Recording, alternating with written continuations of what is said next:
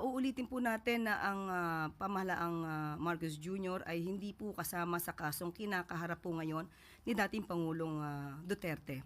So kung ano man po ang naging desisyon ng ICC, hayaan na lang po natin ang mga abogado nila at ang mga parties dyan na sila pong gumawa ng aksyon. Pero despite po the considerations cited by the ICC, may mga inilabas pa rin po na statement. For example, si Congressman Pulong saying na it is a political theater to all kidnappers of my father. I will make sure that you will pay for this crime that you have committed. Unang-una po, hindi po dapat tayo mabuhay sa mga pagbabanta. Tayo po ay nasa sinasabing civilized society at wala po tayo sa isang barbaric world.